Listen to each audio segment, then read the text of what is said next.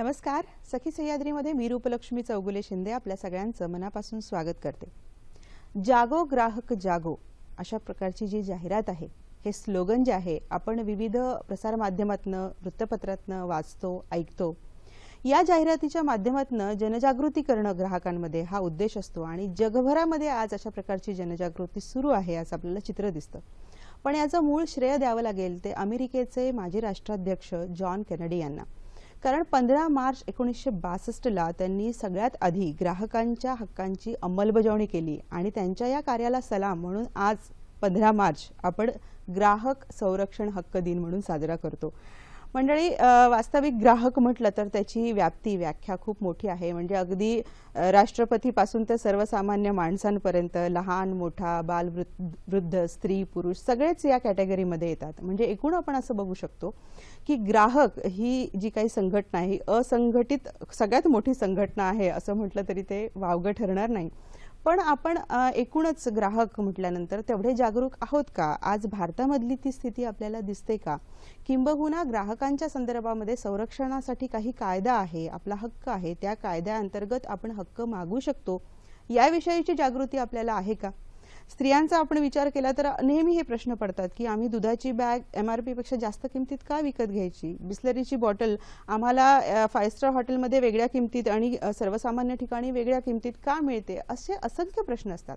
पण त्याच्याविषयी नेमकी दाद कुठे मागायची हा प्रश्न मुळात असतो. आणि मंडळी, आजच्या कार्यक्रमातनं आपल्याला हीच माहिती मिळवायची आहे की आपण नेमकं कुठे जाऊन दाद मागू शकतो, कुठे जाऊन तक्रार आपली नोंदवू शकतो. कारण आज आहे 15 मार्च अर्थात जागतिक ग्राहक संरक्षण हक्क दिन आणि त्या अनुषंगाने आजचा आपला कार्यक्रम आहे. त्यामुळे आपल्या कार्यक्रमाचं शीर्षक काय आहे ते शीर्षक बघा, ग्राहक संरक्षण हक्क आणि कायदे. जागतिक ग्राहक संरक्षण दिनानिमित्त आपण आज हा कार्यक्रम करत आहोत. याविषयी माहिती देण्यासाठी आमंत्रित केलेलं आहे अशोक पितांबर भंगाळे यांना. सध्या आपण राज्य ग्राहक तक्रार निवारण आयोगाचे अध्यक्ष आहात. 19 सप्टेंबर 1989 मध्ये मुंबई दिवाणी व सत्र न्यायालयात न्यायाधीश म्हणून आपण काम सुरू केलं होतं. मोक्का आणि पोटा या अधिनियमाखाली अस्तित्वात आलेल्या विशेष न्यायालयाचे न्यायाधीश म्हणूनही आपण काम पाहिलेलं आहे. मुंबई उच्च न्यायालयाचे न्यायाधीश म्हणूनही आपण काम पाहिलेलं आहे. मंडळी, अत्यंत तज्ज्ञ व्यक्तीकडून आपण आज स्वतःमध्ये जागृती निर्माण करून घेणार आहोत एक ग्राहक म्हणून. तेव्हा आपल्या प्रश्नांसह तुम्ही आमच्याशी जॉईन होऊ शकता, जोडले जाऊ शकता. त्यासाठी लागणारे नंबर बघा. नंबर असे आहेत. संपर्क साधायचा असेल तर 022 हा STD कोड आहेच, तो तुम्हाला माहिती आहेच. तेव्हा आपल्या मनातल्या प्रश्नांसह आमच्या कार्यक्रमाशी जोडले जा. कार्यक्रमाला मी आता सुरुवात करते. सर, आपल्या सखी सह्याद्रीमध्ये मनापासून स्वागत करते. नमस्कार. जागतिक ग्राहक दिनानिमित्त सर्वांना शुभेच्छा. अगदी सर, आपल्यालाही. आणि आपल्याकडनं आम्हाला बरीच बहुमूल्य अशी माहिती आज मिळवून घ्यायची आहे या दिनाच्या निमित्ताने. सर, सुरुवातीला जेव्हा आंतरराष्ट्रीय स्तरावर अमेरिकेमध्ये जेव्हा ग्राहकांच्या विषयीची जागृती निर्माण झाली असं आपण म्हणतो, मला वाटतं त्याच्यानंतर बराच उशिरा भारतामध्ये ती जागृती निर्माण झाली असेल. मी असं ऐकलं 1986 मध्ये वगैरे आपल्याकडे कायदा आला, बराच उशिरा आला. तर त्याची पार्श्वभूमी काही सांगता येईल सर? आपल्या देशात देखील बिंदू माधव जोशी यांनी पुण्याला ती ग्राहक जागृतीसाठी चळवळ सुरू केली आणि त्या चळवळीमध्ये मग पुण्याला एक ग्राहक पंचायत स्थापन झाली आणि त्यांनी पूर्ण महाराष्ट्रात जागरूकता निर्माण व्हावी म्हणून प्रयत्न केले. तसं अहमदाबाद येथे देखील तशाच प्रकारची एक चळवळ सुरू झालेली होती आणि त्याची परिणती 1986 मध्ये हा ग्राहक संरक्षण अधिनियम अस्तित्वात येण्यामध्ये झालेली आहे. बरोबर सर, पण आपल्याकडे मुळात हा कायदा अस्तित्वात यावा अशी परिस्थिती होती का? आणि आजही हा कायदा अस्तित्वात आल्यानंतरही आपल्याला काय परिस्थिती दिसते? ग्राहकांमध्ये खरंच ती जागृती निर्माण झाली असं वाटतं आपल्याला? जागरूकता निश्चितच निर्माण झाली. कारण ज्या तक्रारी या कायद्याखाली दाखल झाल्या त्या प्रचंड प्रमाणावर दाखल झालेल्या आहे. अजूनही ग्रामीण भागात अपेक्षेप्रमाणे जागरूकता नाही, त्याबद्दल आपल्याला काहीतरी करायला पाहिजे. विशेषतः गडचिरोली जिल्हा आहे, इथे आदिवासी लोकांची लोकसंख्या जास्त आहे, नक्षल प्रश्न आहेत. अशा ठिकाणी तक्रारी फार कमी प्रमाणावर दाखल होतात असं आपल्याला दिसतं. तसंच चंद्रपूर आहे. तर मागासलेल्या भागामध्ये धुळे आहे, नंदुरबार आहे, त्या ठिकाणी तक्रारींचं प्रमाण बरंच कमी आहे. त्या दृष्टीने आपल्याला या अशा कार्यक्रमांच्या माध्यमातून ग्राहकांमध्ये जागरूकता करता येऊ शकते. नक्कीच सर. मला वाटतं महिला वर्ग म्हटलं की खरेदी करणं किंवा कुठली वस्तू घेणं, घरासाठी काही घेणं हा भाग खूप मोठ्या प्रमाणात असतो. पण त्या मानाने मग महिलांमध्ये ती जागरूकता कमी प्रमाणात दिसते का? कारण मी असं ऐकलंय की एकूणच या सगळ्या ग्राहक हक्काच्या संरक्षणाच्या ज्या चळवळी त्याच्यामध्ये महिलांनी पण खूप पुढाकार घेतलेला होता, एक इतिहास असं सांगतो. आज तुम्हाला ती स्थिती काय दिसते? म्हणजे जे केस आपल्याकडे येतात त्या अनुषंगाने हा प्रश्न आहे. महिलांना आपण महत्त्व दिलेलं आहे. आमच्या सदस्य जे आहेत आणि जिल्हा मंचाच्या ज्या अध्यक्ष आणि सदस्य यांच्यामध्ये महिला न्यायाधीश देखील आपल्याला बऱ्याच संख्येने दिसतील. आणि नवीन आम्ही जेव्हा पदभरती करतो त्यावेळेला देखील महिलांचा त्यासाठी विचार केला जातो आणि त्यामुळे महिलांना प्राधान्य आहेच. आमच्या न्याय निर्णयात देखील त्यांचा एक मोठा सहभाग आहे. नक्कीच सर. आता एक ढोबळ मानाने आपण या कायद्याचा उद्देश असं जर बघायला गेलं सर तर तो काय सांगता येईल? कायद्याचा उद्देश, मूळ उद्देश असा आहे की ग्राहकांचं संरक्षण करणे, त्यांचे जे खाजगी हक्क आहेत त्यांचं संरक्षण करणे. यातून फक्त आपण व्यापारी प्रकारचे जे व्यवहार आहेत त्यांना कायद्यातून दूर ठेवलेला आहे. बाकी कायदे मंडळाचा उद्देशच आहे की व्यापारी व्यवहाराच्या बाबतीत ग्राहक तक्रार होणार नाही. फक्त जे खाजगी हक्क आहेत ग्राहकांचे त्यांच्या संरक्षणासाठी या कायद्याची निर्मिती झाली आहे. आणि जी कोणती तक्रार दाखल होईल ती 90 दिवसाच्या आत साधारण निकाल व्हावी अशा दृष्टीने कायदे मंडळाने कायद्यातच तरतूद करून ठेवलेली आहे. बरं सर, कायद्याच्या डिटेल्समध्ये आपण जाऊयात. पण एक ढोबळ मनाने आपण असं म्हटलं सर तर ग्राहक कोणाला म्हणता येईल, त्याची काही वेगळी व्याख्या करता येऊ शकते का? ग्राहक, आता आपण जसं प्रत्येक व्यक्ती बाजारात जाते आणि एक वस्तू विकत घेते, त्यासाठी किंमत मोजते आणि किंवा सेवा उपलब्ध करून घेते किंमत मोजून, तर अशा व्यक्तीला आपण ग्राहक म्हणू शकतो. फक्त त्याचं जे प्रयोजन आहे व्यवहाराचं ते व्यापारी किंवा वाणिज्यिक स्वरूपाचं नसावं. नक्की सर. रवींद्र कुडाळकर आपल्याला प्रश्न विचारतायत, त्यांचा प्रश्न आधी घेऊयात. हॅलो, बोलतोय. हा बोला. तर माझा प्रश्न असा आहे की रेल्वे स्टेशनवर किंवा रेल्वे प्रवासात काही खाद्यपदार्थ आणि काही पेय हे अधिक किमतीने विकली जातात याचा अनुभव सर्वांनाच येतो. श्रीमंत ग्राहकाला ते निश्चित काही वाटत नाही त्याबद्दल, पण जे मध्यमवर्गीय प्रवासी आहेत त्यांना ते परवडत नाही. तर यावर कोणाचं नियंत्रण असतं की नाही याबद्दल काहीतरी केलं गेलं पाहिजे ना, आपण काय सांगू शकाल? धन्यवाद. नक्कीच रवींद्रजी, सर्वसामान्यांच्या मनातला प्रश्न हेरलेला आहे रवींद्रजींनी. काय सांगू शकतो सर याबद्दल? आपण असं सांगू शकतो की ज्या वेळेला आपण एखादी अशी वस्तू विकत घेता आणि त्यात छापील किमतीपेक्षा आपण जास्त पैसे देतात, तेव्हा आपण एखाद्या मित्राला सोबत घेऊन जावं आणि त्याच्यातर्फे एक मोबाईलने जरी आपण व्हिडिओ शूटिंग करून घेतलं अशा गोष्टीचं की आपण किती पैसे दिले आणि त्याने काय वस्तू आपल्याला दिली, एवढं जरी आपण करून घेतलं आणि त्या बेसिसवर जर आपण तक्रार दाखल केली तर अशा तक्रारीत यश मिळणं साहजिक आहे. आपल्याला त्याबद्दल नुकसान भरपाई मिळू शकते आणि अशा प्रकारच्या विक्रेत्याला अद्दलही घडू शकते, त्याला शिक्षा मिळू शकते. नक्कीच सर. म्हणजे काही काही जे खाद्यपदार्थ असतात सर ज्याच्यावर MRP वगैरे हा प्रकार नसतो, तर पॉपकॉर्नचा उदाहरणार्थ घेतला गेला सर, काही सिनेमागृहांमध्ये त्याची किंमत वेगळी असते, काही ठिकाणी वेगळी असते आणि ग्राहक गोंधळलेला असतो की नेमकी मग याची किंमत काय आहे. अशा असंख्य वस्तू आहेत. तर त्याच्या संदर्भामध्ये खरं तर याच कायद्याच्या अनुषंगाने जागरूक होणं आणि जागरूक होऊन त्याविषयी तक्रार करणं हा महत्वाचा भाग आहे, नाही का सर? अशा बाबतीत सांगता येईल की ती जो कोणी पॉपकॉर्न विकत असेल तर तो वाजवी किमतीत विकला पाहिजे. किंमत जरी त्याच्यावर छापील नसेल तरी वाजवी किमतीत दिला पाहिजे. तो त्याचे जर भरमसाठ पैसे घेत असेल तर तरी मी सांगितलं त्याप्रमाणे त्याचं व्हिडिओ शूटिंग करून जर तक्रार दाखल केली तर पॉपकॉर्नची बाजारातली किंमत आणि त्याने घेतलेली किंमत यात तफावत आपल्याला दिसेल आणि अशा तक्रारीमध्ये देखील यश मिळू शकेल. सर, मग त्याची खरी किंमत काय आहे हे नागरिकांना, ग्राहकांना कसं कळेल? ते कुठून माहिती मिळेल त्याची? बाजारामध्ये पॉपकॉर्न ही अशी वस्तू आहे की सहजगत्या उपलब्ध आहे आणि त्याच्या किमती देखील आपल्याला अंदाजाने माहिती असतात. खरंय. त्यालाच आपण जागरूक ग्राहक असं म्हणू शकतो, नाही का? अगदी नक्की सर. आपण कायद्याकडे येणार होतो.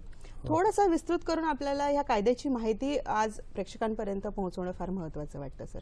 काय सांगू शकतो, हा कायदा नेमका काय आहे? हा कायदा ग्राहकांच्या हितासाठी हो. कायदे मंडळाने अंमलात आणलेला आहे हं. आणि याच्यानुसार जो कोणी तक्रार दाखल करेल त्या तक्रारीची सूचना विरुद्ध पक्षकाराला गेल्यानंतर त्याने एक 45 दिवसाच्या आत त्याचं जे काय उत्तर असेल ते तक्रारीचं उत्तर द्यायला पाहिजे. बरं. त्यानंतर पुढच्या 90 दिवसामध्ये ते काय शपथपत्र असतील त्याचे किंवा प्रतिज्ञापत्र ते दाखल केले पाहिजे आणि नंतर जे मंच असेल ते त्याबद्दल नियम लगेच आदेश देऊ शकतात. बरं बरं दोन्ही पक्षकारांना ऐकून. बरं. आपल्याला सांगलीवरनं प्रश्न विचारतायत. Hello hello. हॅलो हा, अभय कोरे बोलतायत, बोला. मॅडम, वाशीला माझा एक फ्लॅट आहे. हं. 2000 साली आम्ही खरेदी केला होता. तर सुरुवातीला 1-2 वर्षाला बिल्डरने आम्हाला त्याची सगळी सुविधा दिली होती, लिफ्टची वगैरे. पण तेव्हा फॉर्म पण फ्लॅट सोसायटी पण फॉर्म झाली नव्हती आणि अजून सुद्धा झालेली नाहीये. त्याच्यानंतर त्यांनी सगळ्या सुविधा बंद केलेल्या आहेत. तर आम्ही काय त्याबद्दल तक्रार करू शकतो का? नक्कीच अभयजी, खूप महत्वाचा प्रश्न आहे. मला वाटतं सर, बिल्डर आणि किंवा घर या क्षेत्रामध्ये फार मोठ्या प्रमाणात या क्षेत्राशी संबंधित तक्रारी आपल्याकडे येत असतील, नाही का?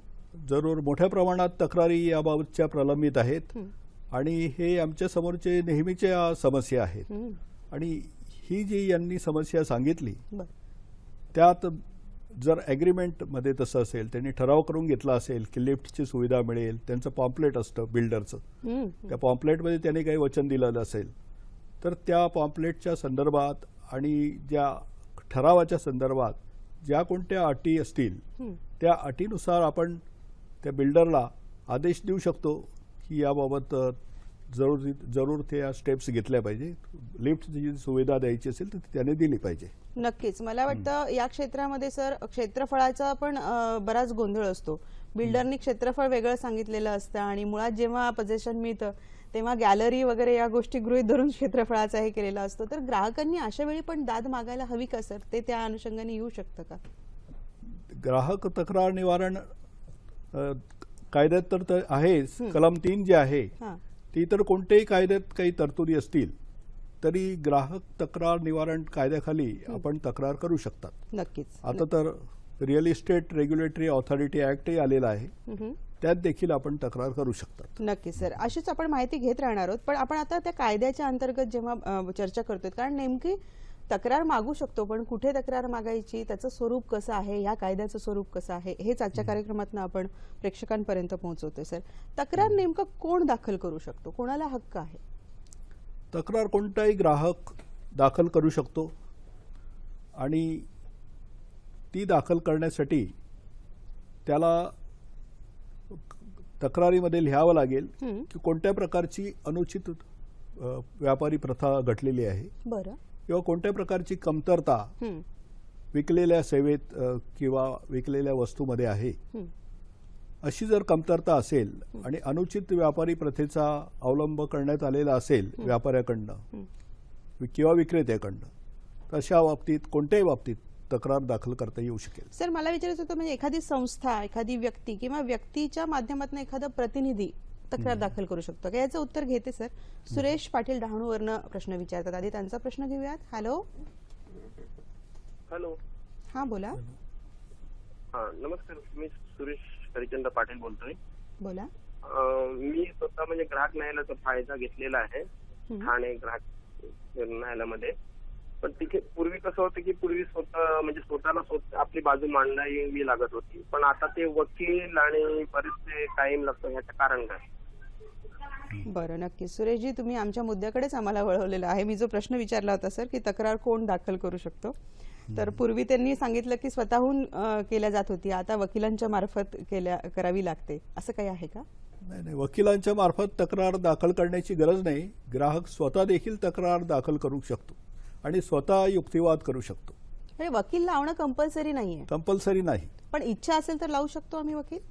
इच्छा असेल तर जरूर लावा, पण तक्रारीचं स्वरूप कोणतं आहे, त्याच्यात वस्तुस्थिती काय, त्याचा विचार करून जर क्लिष्ट मुद्दे असतील तर जरूर वकील लावा, पण स्वतः तुम्ही युक्तिवाद करू शकता आणि तक्रारीचा निकाल तुम्हाला ऐकून आम्ही करू शकतो. अरे वा, म्हणजे ही प्रक्रिया खरं तर खूप सोपी आहे. मंडळी नक्कीच आपले सर्वसामान्य न्यायालय आणि हे न्यायालय काही वेगळं आहे का, याच्यात काही फरक आहे, ग्राहक कशा पद्धतीने नेमकं तक्रार दाखल करू शकतो, या सगळ्याविषयी माहिती घेऊयात. एक आपण मुद्दा छेडला होता की नेमकं तक्रार कोण दाखल करू शकतो, एखादी व्यक्ती, एखादी संस्था, किंवा जर ती व्यक्ती मृत पावली असेल तर त्याचं कोणी प्रतिनिधी पण दाखल करू शकतो का, याविषयी काय माहिती देता येईल? ग्राहक स्वतः किंवा संघटित झालेले ग्राहक किंवा स्वयंसेवी अशी नोंदणी संघटना किंवा ग्राहकाचा मृत्यू झाल्यास त्याचं कायदेशीर वारस किंवा प्रतिनिधी हे तक्रार दाखल करू शकतात. मला वाटतं आपण स्क्रीनवर बघता येऊ शकतं मंडळी आपल्याला. नक्कीच.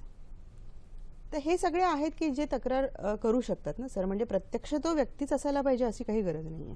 ग्राहकाचा प्रतिनिधी देखील तक्रार करू शकतो. नक्कीच सर. सर याच्या पुढे जाऊन जेव्हा आपण चर्चा करतो तेव्हा मुळात प्रश्न ग्राहकांच्या मनात हा येऊ शकतो सर की आम्हाला तक्रार दाखल करायची आहे, पण जर कालावधी बराच गेला तरी पण आम्ही तक्रार दाखल करू शकतो. कालावधीचे काही नियम निकष आहेत, तक्रार दाखल करण्याचे काही नियम आहेत? आहे. कायद्यानुसार याला कालावधीची मर्यादा 2 वर्षाची आहे. ज्या वेळेला कारण घडेल तक्रारीचं त्या कारण घडल्यापासून 2 वर्षाच्या आत ही तक्रार दाखल केली पाहिजे. 2 वर्ष? 2 वर्षाच्या आत. म्हणजे 2 वर्षाचा कालावधी आहे. आहे. बरं बरं. आणि सर मग याची संरचना कशी आहे? आता एखाद्या जिल्ह्याच्या ठिकाणी किंवा अगदी ग्रामीण ठिकाणी व्यक्ती आहे, त्याला तक्रार दाखल करायची आहे, तर त्यांनी कुठे जाऊन दाद मागायची? जिल्ह्याच्या किंवा तालुका स्तरावर अशी काही यंत्रणा आपल्याकडे आहे का? तक्रारीमध्ये जो क्लेम असेल, दावा केलेला असेल, त्या दाव्याची काय किंमत आहे त्याच्यावरून ते कोणत्या ठिकाणी जायला पाहिजे याचं आपण सांगू शकतो. उदाहरणार्थ 20 लाखापर्यंत जर दावा असेल तर तो जिल्हा मंचामध्ये तक्रार दाखल केली पाहिजे. 20 लाखापर्यंत? 20 लाखापर्यंत. बरं. 20 लाखापासून 1 कोटीपर्यंत जर दावा असेल तर राज्य ग्राहक आयोगाकडे अशी तक्रार दाखल व्हायला पाहिजे. बरं.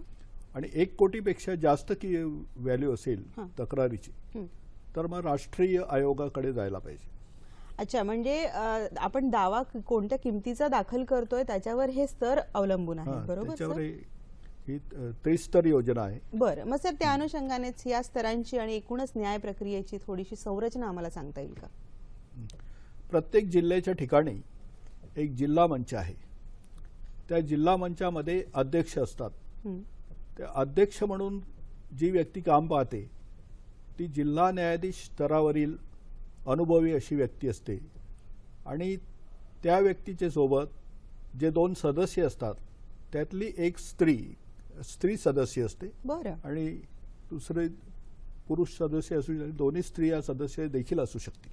अरे वा. सर अनुपमा आपल्याला सांगलीवरनं प्रश्न विचारतायत. आधी त्यांचा प्रश्न घेऊयात. हॅलो. हॅलो, नमस्ते मॅम. हा बोला. मॅडम, आम्ही डिसेंबर महिन्यामध्ये एक फोन घेतलेला आणि त्या चार्जिंग लावल्यानंतर त्याची बॅटरी जळाली आहे. हॅलो. हा बोला. तर सॉरी अनुपमा तुमचा आवाज येतोय, सलग प्रश्न विचारा. हा, दुकानदाराला जर आम्ही तक्रार देतो की फोन आम्हाला चेंज करून द्या किंवा वॉरंटी पिरियड मध्ये आहे तर बदलून द्या, तर तो दुकानदार दखल घेत नाहीये त्याची, तर आम्ही कुठे तक्रार करायला पाहिजे? बरं. आपण सांगलीतच राहता अनुपमा? नक्की. सांगलीवरनं त्यांनी प्रश्न विचारलेला आहे. साधारणतः सांगलीच्या ठिकाणी राहणारी अनुपमा आहे आणि तिच्या बाबतीत हा प्रश्न निर्माण झालाय. तिने तक्रार कुठे दाखल करायची? सांगलीला जिल्हा ग्राहक मंच आहे. त्या ठिकाणी अशी तक्रार दाखल करता येईल. आपल्याजवळ जर बिल असेल तर ते बिल सादर करायचं आणि तक्रार त्या विक्रेत्याविरुद्ध करून विक्रेता दाद देत नाही ही सगळी जी वस्तुस्थिती आहे त्यात नमूद करून मग जिल्हा न्याय मंचाकडे जायचं. तशा पद्धतीचं शपथपत्र आपल्याला लिहून द्यावं लागतं सर? हा, तक्रारीच्या पुष्ट्यार्थ शपथपत्र द्यावं लागतं आपल्याला. बरं बरं. सर पण आता जर त्यांच्याकडे एखाद्या ग्राहकाकडे एखादा काही पुरावा नसेल, बिल नसेल घेतल्या गेलेलं, तर अशा ग्राहकांनी काय करायचं?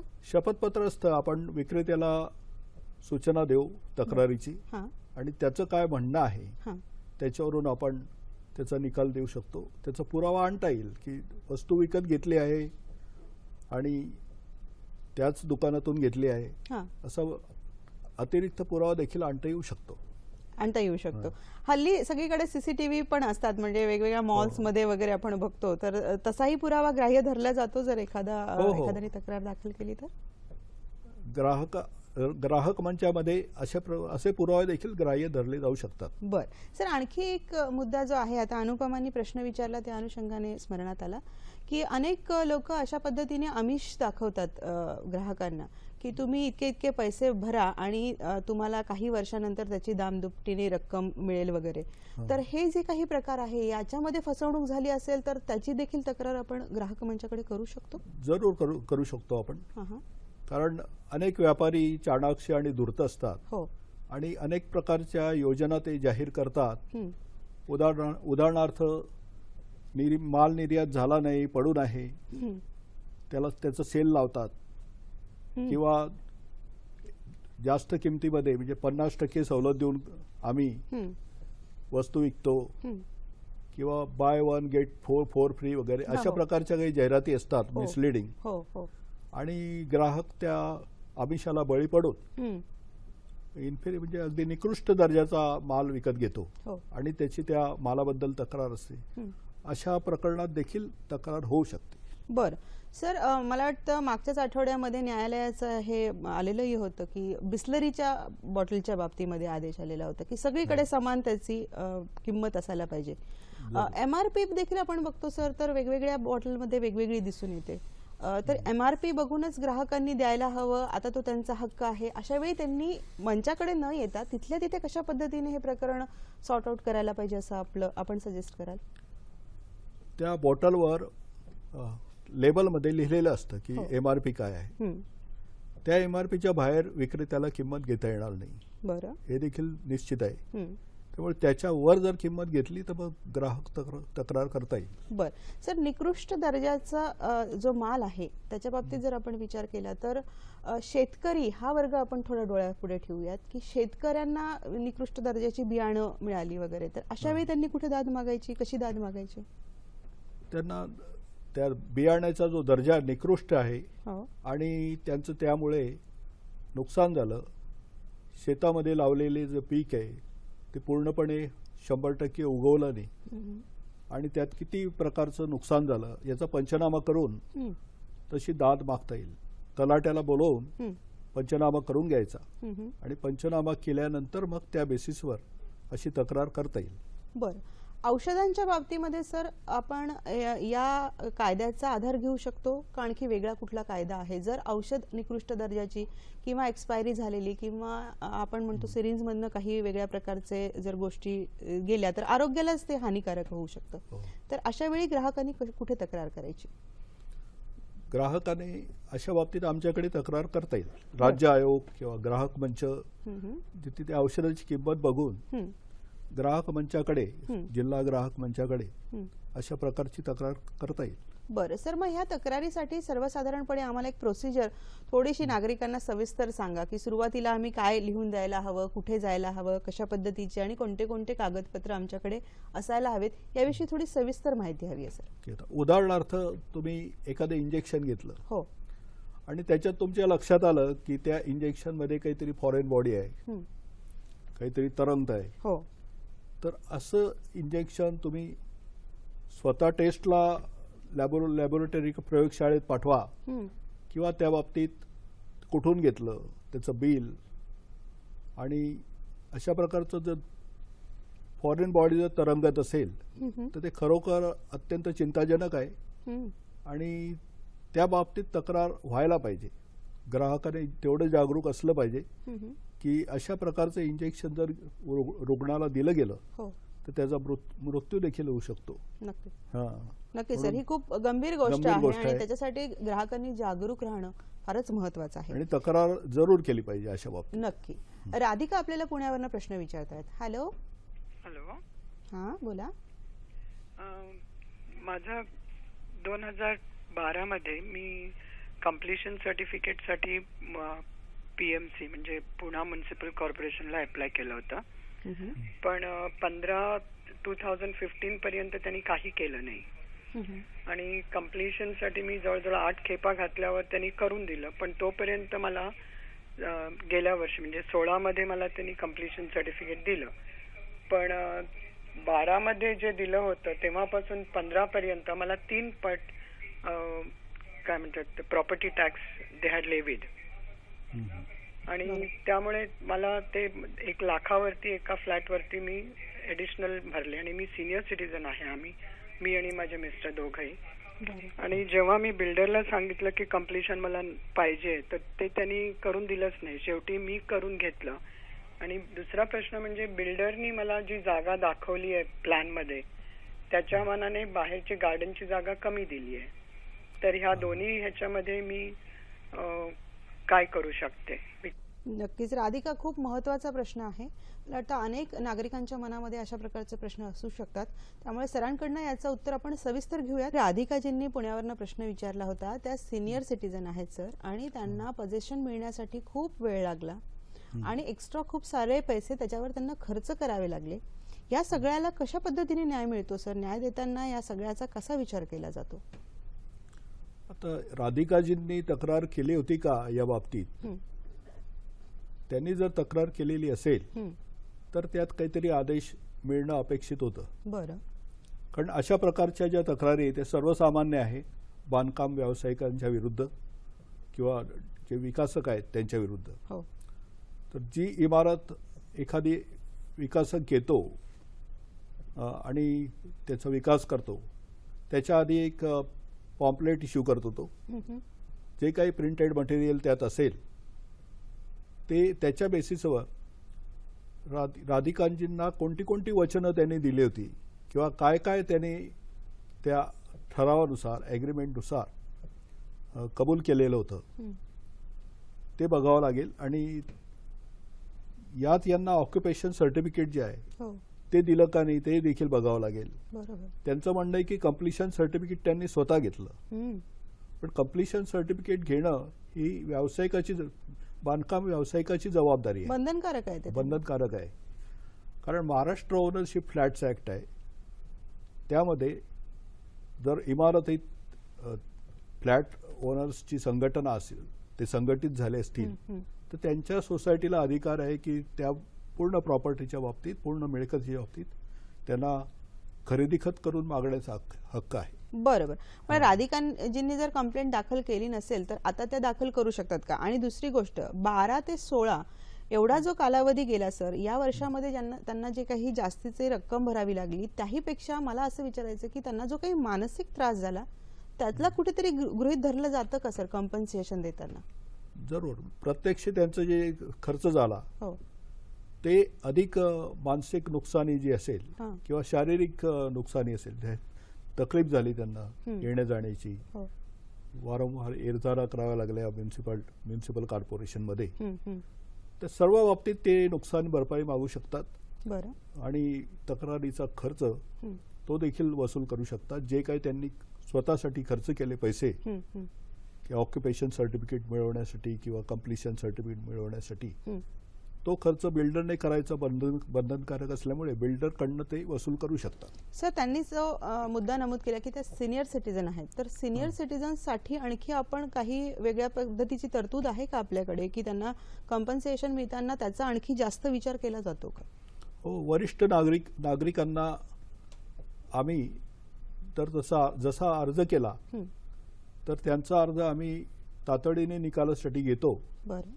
जरी तक्रारी प्रचंड संख्येने प्रलंबित असतील तरी समोर जर पक्षकार वरिष्ठ नागरिक असेल तर आम्ही त्याची तक्रार तातडीने निकालासाठी घेतो, सुनावणी करतो आणि निकाल देतो. तेव्हा त्यांना तक्रार केली तर लवकर न्याय मिळेल असं त्यांनी अपेक्षा करण्यास हरकत नाही. बरं सर, पुन्हा एकदा मला तुम्हाला याच प्रश्नाकडे आणायचं आहे. त्याचं कारण असं आहे की वकील न लावता आम्हीच शपथपत्र किंवा आम्ही जी काही लेखी स्वरूपामध्ये देणार आहोत त्याच्यामध्ये कुठल्या कुठल्या बाबींचा अंतर्भाव असावा? म्हणजे स्वतःचं नाव, पत्ता याच बरोबरीने आपण ज्याच्यावर विरुद्ध तक्रार करतोय त्याची पण डिटेल माहिती हवी का? थोडंसं सविस्तर त्याविषयी सांगावं सर.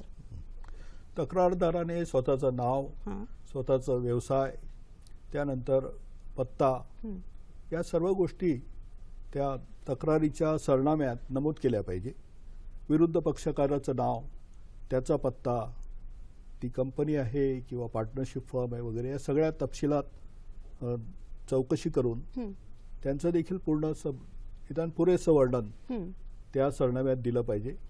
आणि तक्रार कशासाठी आहे त्याची कारणं त्यांनी त्या तक्रारीत नमूद करावी, की काय घटना घडली होती, केव्हा त्यांनी फ्लॅट बुक केला आणि किती पैसे त्यासाठी दिले आणि काय काय बांधकाम व्यावसायिकांनी त्यांना वचनं दिली होती आणि कोणत्या प्रकारची वचनं भंग झालेली आहेत या बाबतीत त्यांनी जर तपशील दिले तर मग ते आणि काय त्यांच्या याचना आहेत. मुळात तो मुद्दा की आम्हाला काय कॉम्पन्सेशन पाहिजे आहे, त्याच्या बदल्यात आमचं नुकसान भरपाई काय हवी आहे त्याची पण नमूद त्या सगळ्या ह्याच्यामध्ये तक्रारीत नमूद केलं पाहिजे. बरोबर, नक्की सर. स्वप्नाली आपल्याला फोन करून प्रश्न विचारतायत. हॅलो स्वप्नाली. हॅलो. हॅलो, हुली बोलतायत. स्वप्नाली हुली, पालघरवरनं बोला. हा, माझा असा प्रश्न आहे की आमच्या सासऱ्यांनी एफडी केली होती एका बँकेत. त्या बँकेत ते म्हणतात की सासरे ऑफ झाले, 2 वर्ष झाले त्याला. मग ते म्हणतात की प्रूफ दाखवा. मग आमचे पैसे घेण्यासाठी कोणाला अप्रोच करायचं, कुठे कंप्लेंट करायची? बरं स्वप्नाली, आपण नक्कीच याचं मार्गदर्शन घेऊयात. सर, याच्याबद्दल काय सांगता येऊ शकतं? तुमचे सासरे वारले, त्याचा मृत्यूचा दाखला जो आहे तो घ्यायचा आणि नंतर तुम्हाला ते जे पैसे आहे फिक्स डिपॉझिट बदले ते मिळण्यासाठी ते बँकेला दाखला दाखवावा लागेल. आणि जर ते म्हणत असतील की सक्सेशन सर्टिफिकेटची गरज आहे तर तसं सक्सेशन वारसा दाखला जो आहे तो देखील तुम्हाला सिव्हिल दिवाणी कोर्टात जाऊन इंडियन सक्सेशन ऍक्ट प्रमाणे मिळू शकतो. सर, त्यांनी नॉमिनी दाखल केलेलं नव्हतं तर त्या अनुषंगाने काही आपण त्यांना माहिती देऊ शकतो का? हा, नॉमिनी दाखल केलेलं असेल तर काही मूळ प्रश्न येणारच नाही, बँक तुमचे पैसे देऊन टाकेल. परंतु नॉमिनी नसेल तर मग तुम्हाला वारसा हक्क दाखला मिळवण्यासाठी दिवाणी कोर्टात दाद मागावी लागेल. बरं सर, आता आपण जसं माहिती देतोय प्रेक्षकांना की जिल्हा स्तरावर पण आपल्याकडे न्यायालय आहेत, तालुका स्तरावर आहेत, राज्य स्तरावर आहे, राष्ट्रीय स्तरावर आहे, अशा स्तर आहेत आपल्याकडे. पण जर खालच्या जिल्हा स्तरावर एखाद्या व्यक्तीला न्याय मिळाला नाही, एखाद्या ग्राहकाला न्याय मिळाला नाही आणि त्याचा जो हे आहे तो 20 लाखाच्या आतमधला आहे, तरी पण तो नंतर दाद राज्य स्तरावर मागू शकतो का? जिल्हा स्तरावर जर न्याय मिळाला नाही तर राज्य आयोगाकडे अपील त्याला करता येईल आणि अशा अपिलामध्ये मग त्याची सुनावणी होऊन समोरच्या पक्षाला ऐकून त्या अपिलाचा निकाल करता येईल आपल्याला. बरं सर, असं होतं का आपल्याकडे आपण अनेक केसेस हाताळलेले आहेत, ग्राहकाकडनंच एखादी खोटी तक्रार जर दाखल झाली असेल तर त्या बाबतीमध्ये असे काही उदाहरणं आहेत का आणि त्या बाबतीमध्ये मग आपण कशा पद्धतीने त्याला न्याय देता? जर न्यायालयाची खात्री झाली की ही तक्रार खोटी, लबाडीची किंवा क्षुल्लक किंवा आपल्या कायद्याच्या ज्या एकूण पद्धतीचा थोडं चेष्टा करणारी अशी तक्रार आहे तर अशी तक्रार आम्ही रद्द करतो आणि त्या तक्रार करणाऱ्याला 10,000 रुपयेपर्यंत दंड देऊ शकतो. बरं, म्हणजे ग्राहकाला देखील दंड मिळू शकतो जर त्यांनी खोटी तक्रार दाखल केली असेल तर. बरोबर, त्यामुळे आमचा बराच वेळ वाया जातो. बरोबर आहे, खरं. पण सर, असं प्रमाण दिसतं तुम्हाला सर्वसाधारण चित्र आपल्याकडे भारतात तरी आपण असं सांगू शकतो खोट्या तक्रारींचं प्रमाण आहे आपल्याकडे? फार जास्त तर काही दिसत नाही, कारण खोटी तक्रार नसतेच सहसा. बरं, जे काय घडलेलं आहे ते त्यांनी नमूद केलेलं असतं आणि त्यानुसार मग ते सुनावणी संपल्यानंतर आपल्याला कळतं की काय परिस्थिती आहे. बरोबर. सर, आपण आता अनेक केसेस हाताळता, ह्या कायद्या बाबतीमध्ये जनजागृती करणं हा खरं तर खूप महत्वाचा भाग आहे, ह्याच्यात काही शंकाच नाही. पण या कायद्यामध्ये काही अडचणी आहेत असं आपल्याला वाटतं का?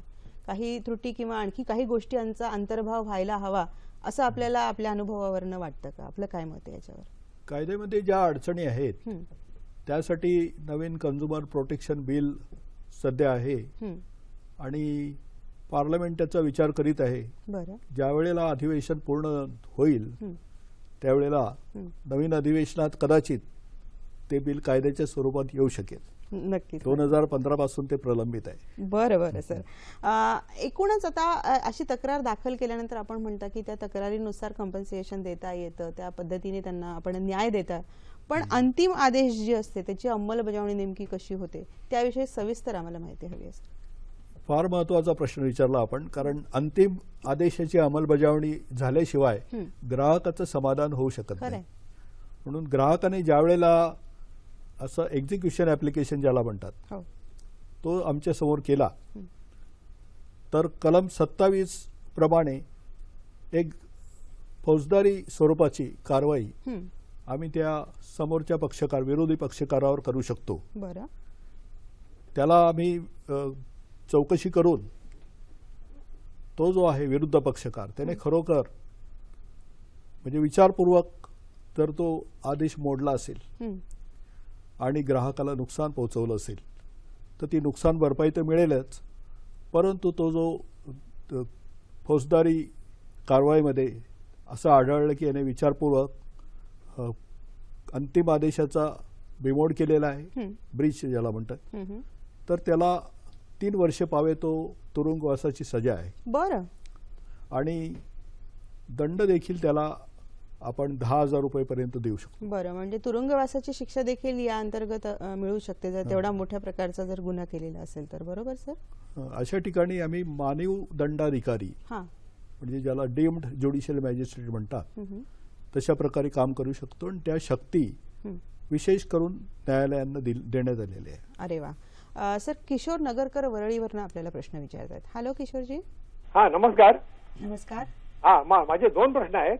पहिला प्रश्न असा आहे की टायटल जेव्हा क्लिअर नसतं तरी पण बिल्डर काय करतो, ही प्रोसीड फर्दर, तो बिल्डिंग बांधतो, नंतर मेंबर्सना त्या आतमध्ये येतात बिल्डिंग मध्ये राहायला, त्याच्यानंतर तो मेंबर्सना सांगतो की कोर्टामध्ये केस चालू आहे आणि त्याचा रिझल्ट काय तो तुमच्यावरती पण बंधनकारक राहील, म्हणजे त्यानं नंतर थर्ड पार्टी करून घेतलं जातं. तर अशा वेळेला मग त्या ह्यांनी काय कसं प्रोसीड केलं पाहिजे त्या मेंबर्सनी, हा पहिला प्रश्न. आता दुसरा प्रश्न असा आहे की स्ट्रक्चरवर ऑडिट केलं जातं बिल्डिंगचं, तर त्याची ते इम्प्लिमेंट करायची जबाबदारी ही सोसायटीची असते का ती बिल्डिंगमध्ये राहणाऱ्या मेंबर्सची असते? तर त्याच्याकरता म्हणून त्यांनी काय केलं पाहिजे, कुठे दाद मागितली पाहिजे? आभारी आहे. नक्कीच किशोरजी, दोन्ही प्रश्न खूप महत्त्वाचे आहेत. सर त्यांचा जो पहिला प्रश्न आहे, अशा पद्धतीने जर चीट केलेलं असेल बिल्डरनी आणि ती केस जर न्यायालयामध्ये सुरू असेल आणि नंतर जेव्हा ह्या मेंबर्सना कळतं तिथे राहणाऱ्यांना, त्यांनी कशा पद्धतीने प्रोसिजर करायला हवं पुढचं? या प्रश्नामध्ये आता यांना चिटिंग केलं ते तिथे त्या इमारतीत राहत आहेत, म्हणजे इमारत पूर्ण झालेली असं त्याचा अर्थ आहे. होय. ते त्यांचा प्रश्न नेमका मला कळाला नाही काय. सर त्या इमारतीच्या बाबतीमध्ये कुठली तरी न्याय प्रक्रिया सुरू आहे आणि ती बिल्डरनी जर ग्राहकांपासून लपवून ठेवली आणि नंतर तिथे ग्राहक जेव्हा राहायला गेले आणि त्याच्यानंतर त्यांना कळवण्यात आलेलं आहे की अशी अशी न्याय प्रक्रिया आहे, तर त्याच्यामध्ये बिल्डर बरोबर या ग्राहकांचाही समावेश त्या सगळ्यामध्ये होतो, असं जर ग्राहकांना कळालं तर त्यांनी पुढची प्रोसिजर कशी करावी याचं उत्तर महत्वाचं आहे. सर तुमच्याकडनं घेते मंडळी, मला वाटतं आपल्यालाही या उत्तराच्या विषयी बरीच कुतूहल असेल, तर हे जाणून घेऊयात उत्तर. मंडळी, तुमच्या मनामध्ये मगासपासून जी काही चर्चा सुरू आहे तेव्हा असा प्रश्न आला असेल की आम्ही डायरेक्ट कुठला एखादा नंबर आहे का की जिथे संपर्क साधू शकतो, अशी एखादी वेबसाईट आहे का? तर ती वेबसाईट आणि तो नंबर जो आहे किंवा टोल फ्री नंबर जो आहे तो नंबर आता आम्ही तुम्हाला दाखवतोय, तो कृपया बघा आणि त्याची नोंद करून घ्या. संपर्कासाठी दूरध्वनी क्रमांक आहेत 022 हा STD कोड आहे, 40293000 हा नंबर आहे जिथे आपण संपर्क साधू शकता. टोल फ्री क्रमांक आहे 1800-114000 आणि वेबसाईट आहे www.grahak.maharashtra.government.gov.in www.grahak.maharashtra.gov.in ही वेबसाईट आहे. तर या ठिकाणी आपण नंबरनी फोन करू शकता, संपर्क साधू शकता. टोल फ्री क्रमांक आहे, वेबसाईट आहे, इथे जाऊन जे काही तुमच्या शंका असतील किंवा एखादं गाऱ्हाणं असेल तर ते तिथे आपण मांडू शकता. सर, आपण जी चर्चा करत होतो आणि आपल्याला ब्रेकमध्ये जाण्यापूर्वी किशोरजींनी जो काही प्रश्न विचारला होता त्याच्यावर आपण काय खुलासा करणार सर? स्ट्रक्चरल ऑडिट जे आहे ते एखाद्या अधिकृत अशा म्युनिसिपल इंजिनियर कडनं करून घ्यायला पाहिजे आणि ते सोसायटीने करावं की इतर फ्लॅट परचेसरनी करावं, हा जो विषय आहे माझ्या मते ते सोसायटीने करून घेतलं पाहिजे, कारण इमारतीची सगळी देखभाल आणि व्यवस्था ही सोसायटीकडे असते. बरं. पण सर, एखाद्या बिल्डरनी जर चीट केलं असेल, अशा पद्धतीने एखादी न्यायालयाच्या अंतर्गत एखादी केस सुरू आहे जी ग्राहकांना तिथे राहणाऱ्यांना माहिती नाही आणि नंतर कळालं असेल, तर त्याच्या विरुद्ध ग्राहकांनी कुठे तक्रार करायची? हे फ्रॉड झालं किंवा चिटिंग आणि फ्रॉड हे फौजदारी गुन्हे आहेत बरं. आणि त्यासाठी फौजदारी न्यायालयात ते दाद मागू शकतात. अच्छा, बरोबर. उमा महाजन गोरेगाववरनं प्रश्न विचारतायत. हॅलो. हॅलो, माझा प्रश्न असा आहे की एखाद्या हॉस्पिटलमध्ये एक आम्ही पेशंट घेऊन गेलो, समजा XY हॉस्पिटलमध्ये. तो पेशंट सेम असा समजा बायपास सर्जरीला घेऊन गेलो, तर तिथे 4 डॉक्टर आहेत, सर्जन आहेत, सेम डिग्रीवाले. पण एक डॉक्टर म्हणतात की मी केलं तर 9 लाख घेईन, दुसरा म्हणतो मी 7 लाख घेईन, तिसरा म्हणतो 5 लाख घेईन. ते असं का, तफावत का? Same operation, same surgeon, same patient, कुठं येईल नको का? इथे नॉर्म नको का ऑपरेशनचे दर? तसं ते दुकानात पद्धत असतो, बाया ऑपरेशन अमुक, इतकं तफावत का? ते पेशंटचं गळते ते होत आहे ना. बरोबर आहे. उमा ताई, नक्कीच या प्रश्नाचं उत्तर घेऊयात आपण. काय सांगू शकतो सर? या बाबतीत मी सांगेल की हे खरोखर गैरवाजवी आहे आणि डॉक्टर लोकांनी असं करायला नको. जे काय नॉर्म्स असतील, स्टँडर्ड नॉर्म्स, त्याप्रमाणे त्यांनी त्यांची फी घ्यायला पाहिजे. इथे लाखाचे जर फरक अनेक डॉक्टर्समध्ये असतील तर तो खरोखर ग्राहकावर अन्याय आहे आणि अशा बाबतीत तक्रार जर ग्राहकाला करायची असेल तर जरूर करावी. योग्य त्या वाजवी फी घेऊन डॉक्टरनी रुग्णांचे उपचार केले पाहिजे. बरोबर. जास्त गैरवाजवी फी घ्यायलाच नको. बरं, असं काही आढळलं की एखादा डॉक्टर आपल्याकडनं जास्त फीस घेतो आहे तर तशा पद्धतीची तक्रार आपल्याकडे होऊ शकते सर?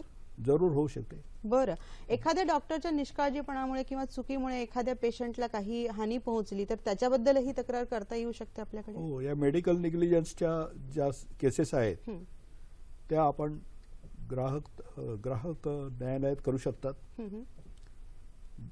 म्हणजे मंचात किंवा आयोगाकडे जशी त्या तक्रारीची किंमत असेल त्यानुसार आपण तक्रार करू शकतात. बरं सर, आता ग्राहक म्हटल्यानंतर त्याची आपण अशी काही एक विशिष्ट हे करू शकत नाही, कारण सगळ्याच क्षेत्रामधला व्यक्ती हा ग्राहक असू शकतो. प्रत्येक म्हणजे छोटी गोष्ट ते मोठी गोष्टीपर्यंत विकत घेणारा, पैसे देणारा आणि त्याच्यात मोबदल्यात काहीतरी वस्तू घेणारा हा ग्राहकच झाला.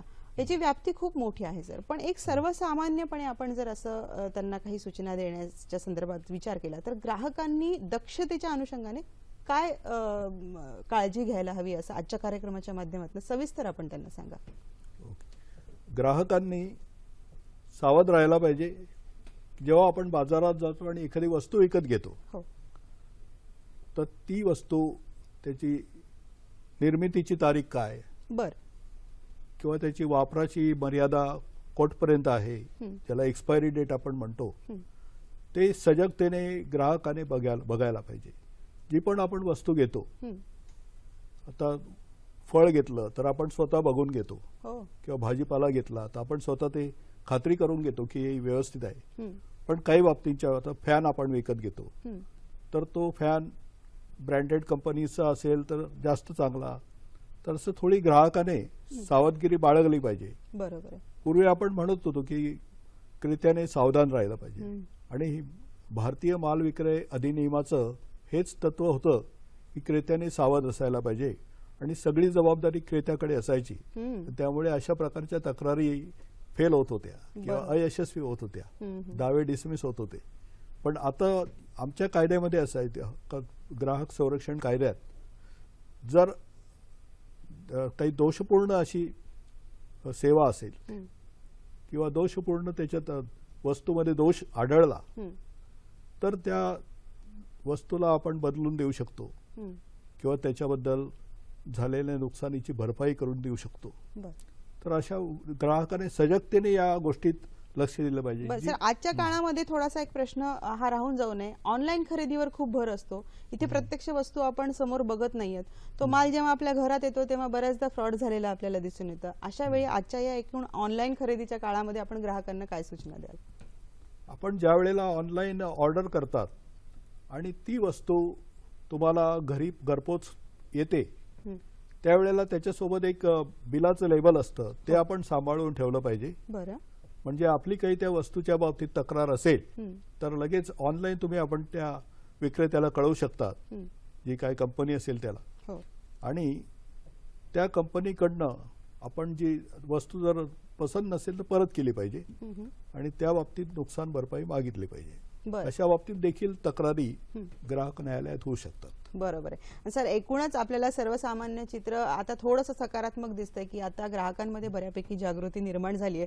आता लोक बाजारात जातात तेव्हा एक्सपायरी डेट बघतात, त्याची MRP बघतात, ISI मार्क आहे का बघतात. म्हणजे ही थोडी थोडी एक चांगली आपल्याला आशादायी चित्र आहे असं म्हणायला हरकत नाही.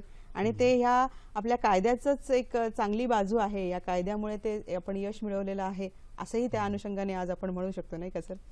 एक जाता जाता एक दोन वाक्यामध्ये आमच्या सर्व प्रेक्षकांना आपण काय सांगू शकता? प्रेक्षकांनी जो कार्यक्रम पाहिलेला आहे त्यानुसार जास्तीत जास्त ग्राहक जागरूकता व्हावी म्हणून आपण स्वतः देखील सहकार्य करावं.